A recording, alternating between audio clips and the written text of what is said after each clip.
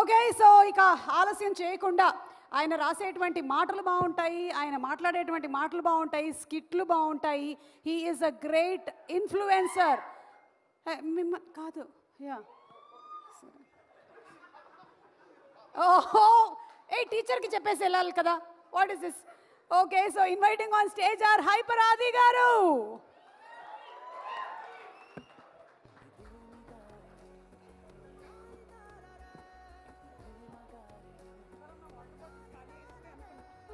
అంటే అసలు వాళ్ళు ఆకలేసి అరిచారో నా కోసం అరిచారో కూడా అర్థం కాని సిచ్యువేషన్లో ఉన్నాను.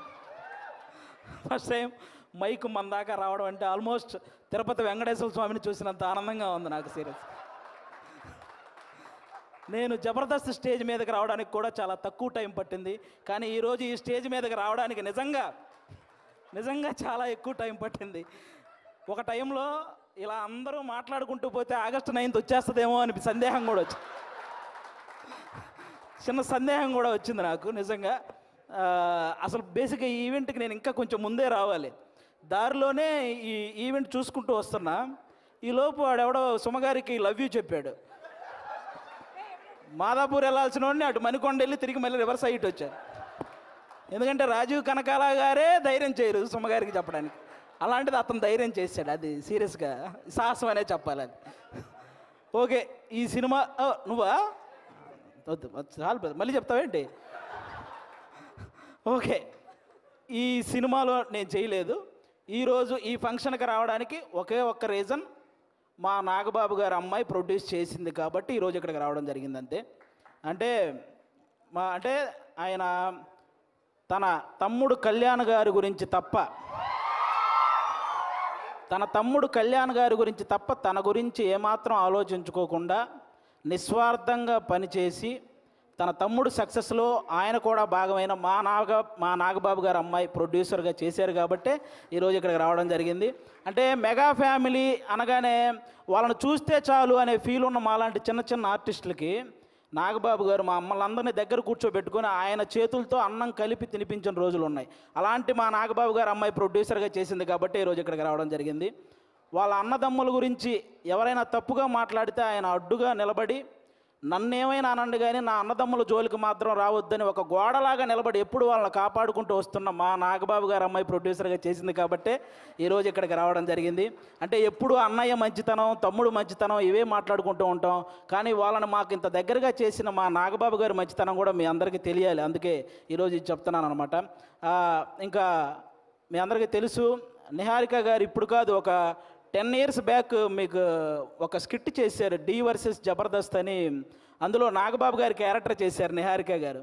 ఆ స్కిట్ నేనే రాశాను. ఫస్ట్ టైం ఒక టైమింగ్ అంటే ఎలా ఉండాలి, ఒక పంచ్ టైమింగ్ వేసేటప్పుడు ఆ మాడ్యులేషన్ ఎలా ఉండాలి, ఇవన్నీ కూడా నాకు ఒక రకంగా అలవాటైంది కూడా నిహారిక గారి టైమింగ్ చూసే. నాకు ఆ రోజు నేను స్కిట్ రాసినప్పుడు ఆ విధంగా నిహారిక గారు అప్పటి నుంచి నాకు పరిచయం అనమాట. అంటే నిహారిక గారు వాళ్ళ పెదనాన్నగారి లాగే కొత్త టాలెంట్ని ఎంకరేజ్ చేసే గుణం ఉంది, వాళ్ళ బాబాయ్ గారి లాగే అనుకున్నది సాధించే గుణం ఉంది, అలాగే వాళ్ళ నాన్నగారిలాగే ఎంత కష్టం వచ్చినా సరే నవ్వుతూ ముందుకెళ్ళే గుణం ఉంది. ఈ మూడు కలిపి ఉంది కాబట్టి ఈరోజు ఇలాంటి సినిమా తీయగలిగింది. అంటే ఇంకో విషయం, వాళ్ళ బాబాయ్ గారిలాగే ట్రెండ్ ఫాలో అయ్యే టైప్ కాదు, ట్రెండ్ సెట్ చేసే టైప్. అందుకే 11 మంది హీరోలను పెట్టి ఒక సినిమా అంటే ఖచ్చితంగా ట్రెండ్ సెట్ చేసినట్టే, అవునా? 11 మంది హీరోలు అంటే ఇప్పుడు రీసెంట్గా మన 11 మంది క్రికెటర్లు మన దేశానికి వరల్డ్ కప్ తెచ్చినట్టు ఈ 11 మంది హీరోలు మా నిహారిక గారికి మంచి విజయాన్ని అందించాలని మనస్ఫూర్తిగా కోరుకుంటున్నాను. మనకు 11 అంటే చాలా గుర్తొస్తాయి, కానీ ఈ సినిమా తర్వాత 11 అంటే ఈ 11 మందే గుర్తొస్తారు. అదైతే నేను నమ్ముతున్నాను. కాబట్టి అంటే ప్రతి ఊర్లో ఒక కమిటీ ఉంటుంది, ఆ కమిటీలో కుర్రాళ్ళు ఉంటారు. బేసిక్గా సమస్యను క్రియేట్ చేసేది వాళ్ళే, సమస్యను సాల్వ్ చేసేది వాళ్ళే, అలాంటి కుర్రాళ్ళు అనమాట. అలా ప్రతి ఊర్లో ఉంటారు కాబట్టి ఈ కమిటీ కుర్రాళ్ళంతా మీరంతా ఒక్కసారి మీ ఊరోళ్ళందరికీ కూడా ఈ కమిటీ కుర్రాళ్ళు సినిమా చూపించాలని మనస్ఫూర్తిగా కోరుకుంటున్నాను. ఎందుకంటే ట్రైలర్ చూస్తే అర్థమవుతుంది, మీరందరూ ఈ సినిమా చూసినప్పుడు మేము కూడా ఇలా చేసేవాళ్ళం కదా అని గుర్తు చేసే క్యారెక్టర్లు ఉన్నాయి, మేము ఇలా ఎందుకు చేసాం అని ఆలోచింపజేసే క్యారెక్టర్లు ఉన్నాయి, ఇక నుంచి ఇలా చేద్దాం అని అనుసరించే క్యారెక్టర్లు కూడా ఉన్నాయి అనిపిస్తుంది ఈ సినిమాలో. కాబట్టి మీరందరూ కూడా ఈ కమిటీ కుర్రాళ్ళ సినిమా మీ ఊర్లో ఉన్న కమిటీ కుర్రాళ్ళందరూ ప్రతి ఊరు వాళ్ళని తీసుకెళ్ళి ఈ సినిమా చూడాలని మనస్ఫూర్తిగా కోరుకుంటున్నాను. అలాగే ఈరోజు ఇక్కడికి ఈ సినిమాని ఆశీర్వదించడానికి వచ్చిన మన ముగ్గురు గెస్ట్ల హీరోలు అంటే వాళ్ళు కథ నేను సెలెక్ట్ చేసుకోవటం కాదు, కథ నన్ను సెలెక్ట్ చేసుకోవాలి అని ఫీల్ అయ్యే ముగ్గురు గెస్టులు ఇక్కడ ఉన్నారు మనకి. వాళ్ళ ముగ్గురు వైవిధ్యమైన సినిమాలు చేస్తూ వస్తున్నారు. ఇక్కడ అడవిశేష్ గారు అయితే మామూలుగా ఎవరైనా సీట్లో కూర్చొని చూసే సినిమాలు చేస్తారు, ఈయన సీట్ ఎడ్జ్లో కూర్చొని చూసే సినిమాలు చేస్తుంటాడు. అంటే మొత్తం అన్ని ట్విస్టులు ఉంటాయి ఆయన ఏ సినిమా చేసినా. ఆయన ఇండస్ట్రీకి వచ్చినప్పుడు కొత్తలో ఆయన నేర్చుకుంది ఏంటంటే నా బాడీ లాంగ్వేజ్ ఎలాంటి సినిమాలు చేయకూడదో తెలుసుకున్నాడు ఫస్ట్ ఆయన. ఆ తర్వాత ఆయన చేసిన సినిమాలన్నీ ఎలాంటి ట్రెండ్ సృష్టించాయో మీ అందరికీ తెలుసు. అక్షానం కానీ, గూఢాచారి, ఎవరు, మేజర్ ఇలా చెప్పుకుంటూ పోతే అన్ని అంటే ఆయన సినిమాలకు ఒక సపరేట్ ఫ్యాన్ బేస్ ఉంది. ఇంకా మా సాయి ధర్మ తేజ్ గారు మామూలుగా ఎవరైనా పేరులో ఇంటి పేరు పెట్టుకుంటారు, కొంతమంది క్యాస్ట్ పేరు పెట్టుకుంటారు, కొంతమంది నాన్నగారి పేరు పెట్టుకుంటారు. కానీ ఫస్ట్ టైం పేరులో అమ్మగారి పేరు పెట్టుకొని ప్రతి ఒక్కరూ వాళ్ళ అమ్మని అంతలా గౌరవించాలి అని మనందరికీ ఒక సంకేతాన్ని ఇచ్చినటువంటి హీరో మన సాయి ధర్మ తేజ్ గారు. అంతేకాదు రీసెంట్గా ఒక ఓల్డ్ ఆర్టిస్ట్ మన పావలా శ్యామల గారు ఇబ్బందుల్లో ఉంటే ఆవిడకి 5 లక్షల సహాయం చేశారు మన సాయి ధర్మ తేజ్ గారు. అంటే సంపాదించే శక్తి దేవుడు అందరికీ ఇస్తాడు, కానీ సహాయం చేసే మనసు కొంతమందికే ఇస్తాడు. అందులో మన సాయి ధర్మ తేజ్ గారు కూడా ఉండడం నిజంగా మనందరి అదృష్టం. అంతేకాకుండా రీసెంట్గానే అంటే తండ్రికి కూతురికి కూడా తప్పుడు సంకేతాలు చూపిస్తూ చేసిన ఒక వీడియో మీద మొట్టమొదట స్పందించిన హీరో మన సాయి ధర్మ తేజ్.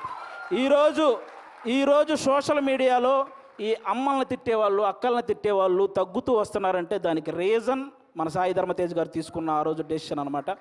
అలా ఆ సాయి ధర్మ తేజ్ గారు కానీ ఇంకా మా వరుణ్ తేజ్ గారు మా నాగబాబు గారు అబ్బాయి. అంటే నేను తొలి ప్రేమ సినిమా ఫస్ట్ నాకు తొలి ప్రేమ సినిమా ద్వారానే సినిమాల్లో ఒక సక్సెస్ వచ్చింది. అది తీసిన డైరెక్టర్ కూడా ఇక్కడే ఉన్నారు, వెంకటేశ్వరి గారు. అంటే ఆయన కూడా మెగా ఫ్యామిలీ నుంచి వచ్చిన ఒక హీరో అన్న గర్వం ఎక్కడా ఉండదు మా వరుణ్ తేజ్ గారికి. చిరంజీవి గారు లాగే వైవిధ్యమైన కథలను ఎంచుకుంటూ వెళ్తుంటారు. అంటే అప్పట్లో చిరంజీవి గారు రుద్రవీణ చేశారు, గ్యాంగ్ లీడర్ లాంటి సినిమా చేశారు, అలాగే చంటబ్బాయి లాంటి కామెడీ సినిమా చేశారు, ఆపద్ బాంధవ్ లాంటి ఒక ప్రయోగమైన సినిమా చేశారు. అలాగే మా వరుణ్ తేజ్ గారు కూడా తొలి ప్రేమ లాంటి లవర్ బాయ్ క్యారెక్టర్ చేశారు, ఫిదా లాంటి పక్కింటబ్బాయి లాంటి క్యారెక్టర్ చేశారు, అంతరిక్షం లాంటి ప్రయోగం చేశారు, గద్దలకొండ గణేష్ లాంటి మాసు చేశారు, F2 లాంటి ఫన్. అంటే ఒక డైరెక్టర్కి ఛాలెంజ్, నేను ఏదైనా చేయగలను, మీరు ఎలాంటి సబ్జెక్ట్తో వచ్చినా చేయగలను అనే హీరోగా మా వరుణ్ తేజ్ గారు తయారవుతున్నారు. కాబట్టి ఇలాంటి గెస్టులు ఈరోజు మన దగ్గరికి రావడం నిజంగా మీ సినిమాకి. అలాగే ముఖ్యంగా ఇక్కడ ఈరోజు ఎవరైతే కుర్రాళ్ళు ఉన్నారో మొత్తం నేను బేసిక్గా ఇక్కడ ఎవరో కొత్త కుర్రాళ్ళు అన్నారు, కానీ వాళ్ళు స్టేజ్ మీద మాట్లాడింది ట్రైలర్లో చేసింది చూస్తే ఈ ముందున్న వాళ్ళందరూ కొత్త కుర్రాళ్ళు అనిపించింది నాకు. అలా మాట్లాడుతున్నారనమాట. కానీ అస్సలు సినిమా ఎక్స్పీరియన్స్ లేని ఈ టాలెంటెడ్ కుర్రాళ్ళకి సినిమా మాత్రమే ఎక్స్పీరియన్స్ ఉన్న సాయి కుమార్ గారితో కలిసి చేయటం మీ అందరూ అదృష్టం నిజంగా. కాబట్టి మీ అందరికీ once again all the best. August 9 తర్వాత ఖచ్చితంగా ఈ సినిమాకి సక్సెస్ మీట్ ఉంటుందని నేను మనస్ఫూర్తిగా కోరుకుంటున్నాను. వన్స్ అగైన్ నిహారిక గారికి కూడా ఆల్ ద బెస్ట్ అండి. థ్యాంక్ యూ ఆది గారు. నెక్స్ట్ మీటింగ్కి మైక్ పట్టుకెళ్తున్నారా?